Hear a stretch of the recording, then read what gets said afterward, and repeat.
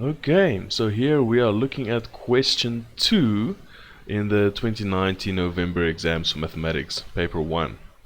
Right, so question 2 says, given the quadratic sequence 321, 290, 261, and 234, first question is 2.1.1, find or write down the next two terms. Right, so the next two terms, before we get there, let's see if we can find a pattern, right? Because that'll be useful for the whole question. So there, if we go, what is 290 minus 321? Or how did we get from here to here? Right, that is if we subtract 31. Difference between these two, from 290 to 261, that's if we subtract 29. And from here, we subtract 27.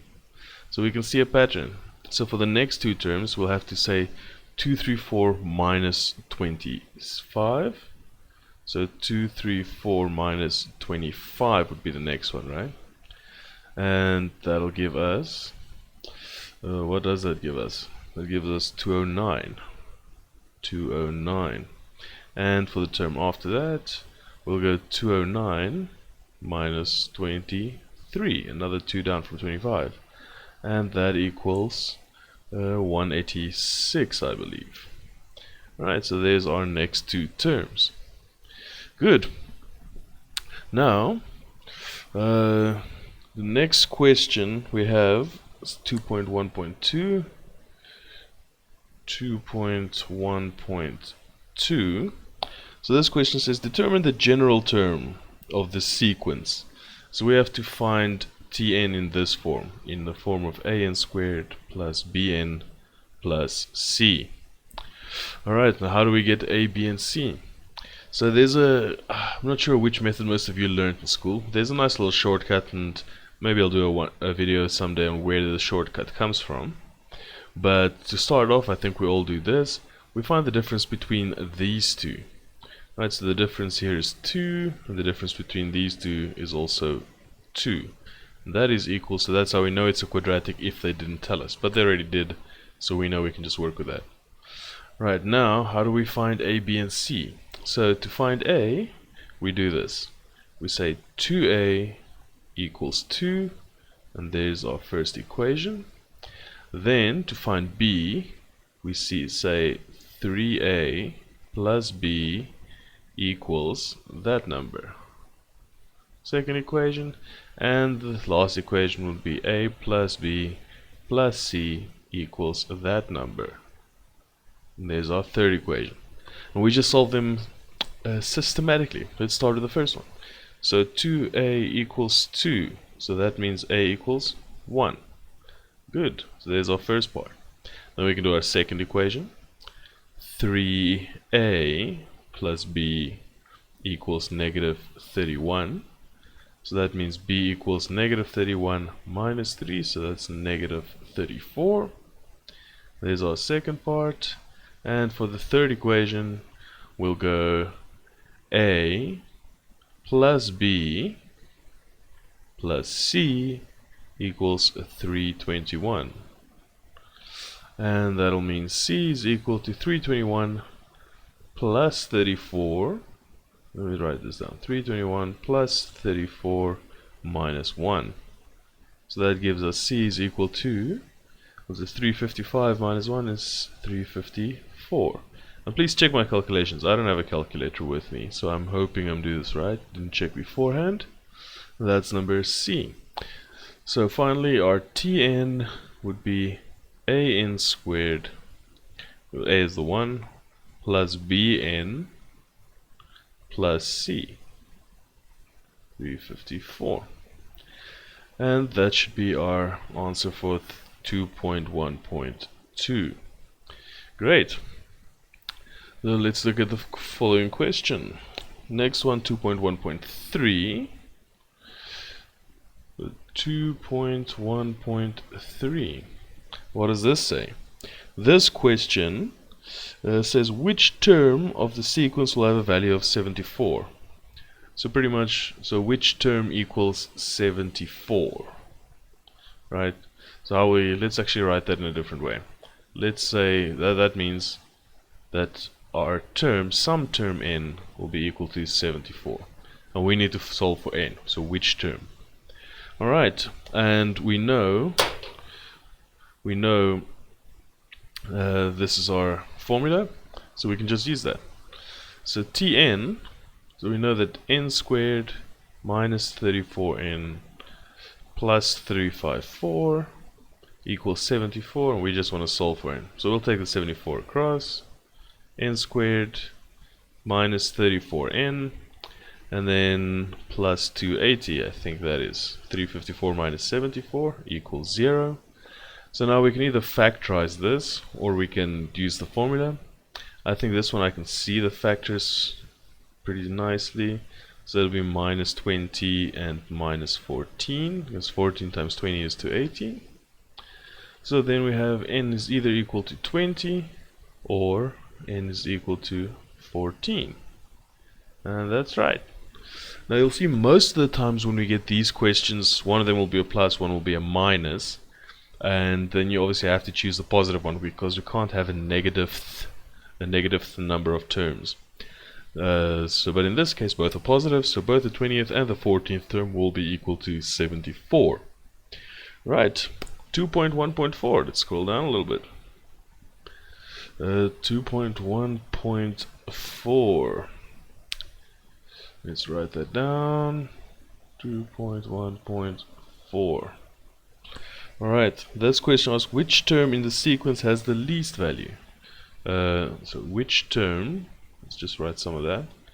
Which term has the least value? Alright, which term has the least value? So what does that mean? The lowest one. And as we can see, our sequence is quadratic, so that means it's a parabola. And we see it's a smiley face parabola because we've got a positive number in front of the n squared. So that's a smiley face parabola. So the least value will be at the turning point. Right. So let's just write down our formula here first, and then we find the turning point for it. So again, we've got Tn equals n squared minus 34n plus 354. Alright. So we want to find the turning point here. So the n value of the turning point would be, that's when we say n would be equal to negative b over 2a. So negative 34 over 2 times 1. So that gives us 34 over 2, which is 17. So that'll be the 17th term. And if they wanted to know what's the value of that term, we could just plug that in and find term 17. But this is the answer they're looking for, so that's all we need. But if they wanted to know what is the least term, not just which term has the least value, but what is that value, then we would say T17 equals 17 squared minus 34 times 17 plus 354. Right. And that will give us, I don't know what that answer is, but that'll give us the value for what the least term's value actually is. Alright, almost done. Question 2.2 to go, and then we'll be done for this video. So we'll do the whole question 2 here. So 2.2, so we get given a geometric sequence that goes like this. Let's write down question 2.2. So it starts 5 over 8, and then it's 5 over 16, and then it's 5 over 32, and well, that's it. Okay, and they have pluses, so it's a series. Let's see, this plus is in between, equals k, so plus dot dot dot equals k. Right. 2.2.1. So 2.2.1, we're asked determine the value of k if the series has 21 terms. So find k. Let's just summarize this. Find k if 21 terms. So if that has 21 terms. Alright, so that would mean for 21 terms, I'm gonna use a different color again. I don't like this blue at the moment. Let's try this orange one. Right, so that would mean we need to find S21. Right, so some of the first 21 terms. And let's just, before we get to that, let's just recap what is the sum to n formula. So this is geometric, right? We're multiplying by a half each time. So let's quickly write down what is a. So a is the first term, 5/8. And r is our common ratio. That's what we're multiplying with each time, and that's a half. Now our sum to n terms for geometric sequence is a, the first term, times the ratio raised to the power n, minus 1 all over r minus 1. You could have also, this is equivalent to swapping the 1 and the r around. So you could also have, let me just rewrite that. Select the thing. Okay. It could also be 1 minus r to the power n over 1 minus r. So these two are exactly equivalent. It really doesn't matter when you use it. I see some textbook say use this one if the value of r is between 0 and 1 or something like that. It really doesn't matter. You can use one of them or the other one for any question. No problem. Alright. So now all we need to do is we need to find the sum of 21 terms. So we'll do S21.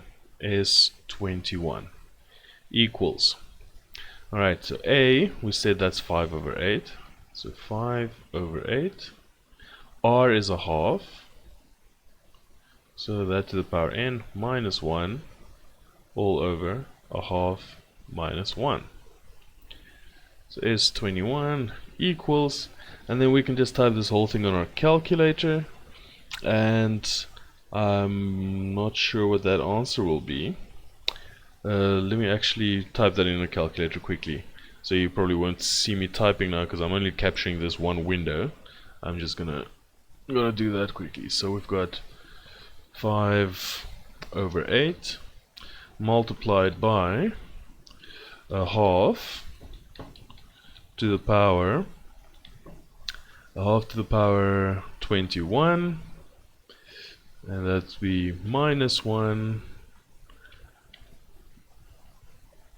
all divided by a half minus 1, which is negative half, divided by negative half. Okay, so I get 1.24 9999999. Lots of nines. Right, how many nines do I get? I get 4 nines and then a 404. So 4 nines, 404. Alright, okay, this should also be a 21. Let's turn that into a 21. That's right. Right, so what did the instructions say on this question paper? On this question paper, we have to, unless otherwise specified, we have to round off to, let me see on the instructions at the front, quite important. This says, if necessary, round off answers to 2 decimal places. Alright, so 2 decimal places with 1.25. There we go.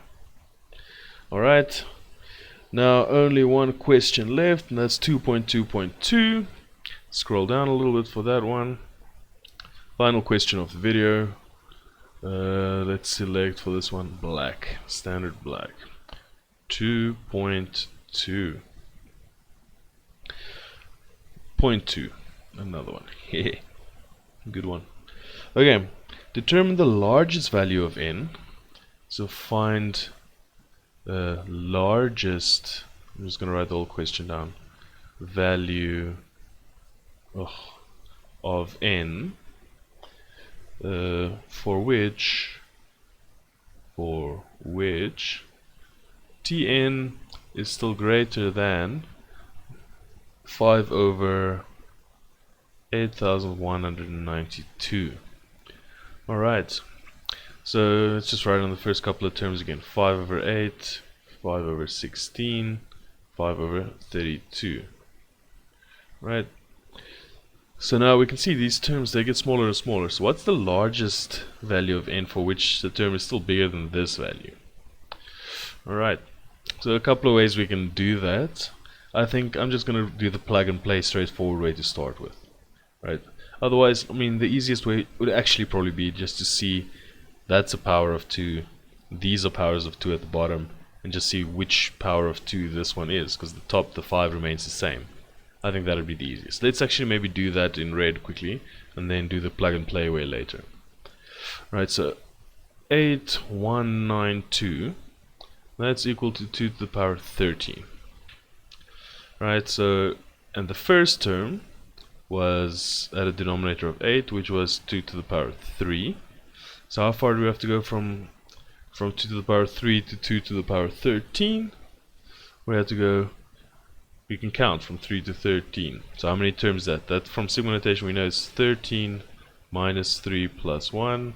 So that gives us 11 terms. So this is the 11th term. Right, just from looking at the denominators. The 11th term. So if Tn, if n is 10, it'll still be bigger than this. If n is 11, it'll be exactly that. So we know the answer has to be 10 in the end. Now let's do the plug and play one where we just plug it into the formula. So we're just gonna plug Tn greater than 5 over 8192. But Tn, we already said that's a, which is 5 over 8, times r to the power n minus 1 greater than 5 over 8192. Right, first thing I think I'll do is I divide both sides by 5 over 8. 5 over 8. And what that does, okay, so that cancels out. And yeah, the 5s will cancel out. Well, actually, let's undo the 5s cancelling out. Okay, so here on the left we have a half, all raised to the power n minus 1, greater than, and here I'm just going to do all the steps again, times 8 over 5, so we see the 5s cancel, and what we have left, n minus 1, is 8 over 8192, which simplifies to 1 over 1024. Right. Oh man, that's way too ugly. I have to rewrite this. Sorry, guys. Okay, so this is 1 over 1024. Great. And I'm just going to continue on this part of the page. So half to the power n minus 1. We can say 1 over 1024 is the same as 1 over 2 to the power 10. And now, what I don't want you guys to do, if you have an inequality, we can't just now say this is what happens.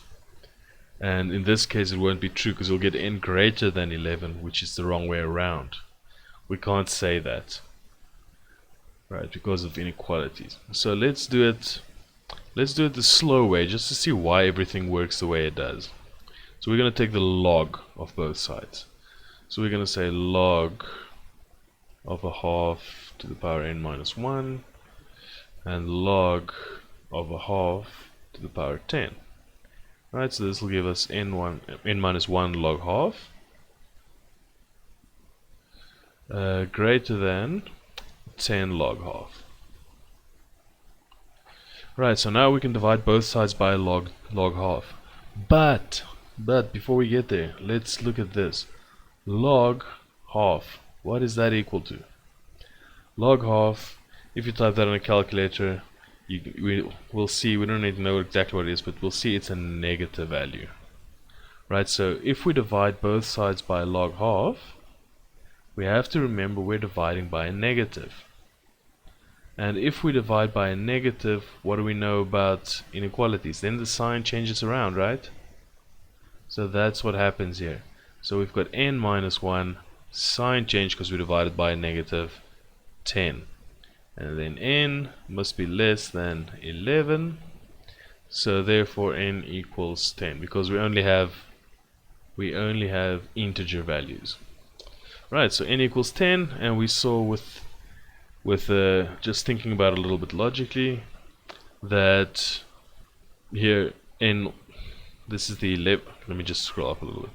We saw that this was the 11th term, which means, so that was the 11th term, So we knew also that n must be 10 in order to still be bigger than the 11th term, because that's the one that comes just before. Alright guys, that was question 2. I'm sorry this was a little bit late in the night. It's almost 3 o'clock in the morning. So if my writing and my speaking wasn't that great, I apologize. But stay tuned for video number 3 and question number 3. Thank you.